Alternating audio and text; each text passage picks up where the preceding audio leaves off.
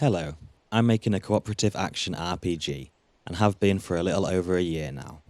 I've come up with a title, or at least a working title, which is Paths and Ways. There is a new demo up on itch for Windows, Mac and Linux. If you're watching on a computer and have 5 or so minutes free, I'd really appreciate you checking it out and letting me know what you think. So, what have I been working on? Now, when you start a new game, the title will be displayed, followed by the chapter title, Lost in the Woods. The player starts lying down as the camera zooms out and the vignette fades away. The basic movement controls are displayed and the player can explore the first area. We have some birds and a derelict car, the first hint at the world being post-apocalyptic. I decided to hand draw my locations instead of using something like a tile map to keep things feeling organic.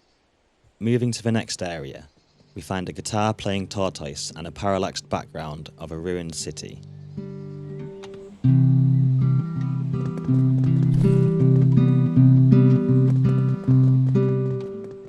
I'll include backgrounds like this every so often to add variety to the top-down perspective I'm going for. The tortoise's name is Terence, and he will have dialogue introducing you to the world, but for now, he's just jamming. The third and final location contains some enemies. They now have pathfinding, so can no longer be fooled by a small rock. I tweaked their heavy attack animation to start much slower than the light attack, so you can tell the difference and reliably time parries and rolls. Damage is now calculated based on the stats of the attacker, defender, weapon and armour instead of being a hard-coded value, which will be important going forward when I add levelling up and new weapons and armour. You may also have noticed that I have added audio to my game. There is a small amount of pitch variation on the sounds which helps make them less repetitive. The combat controls are displayed at the bottom for this location, mainly for the demo, as Terence will act as a guide and explain the controls once I have added dialogue. I made the choice to split block and roll into 2 separate buttons by default, however you can change this back in the controls menu if you like. You can also rebind the keys and assign controllers.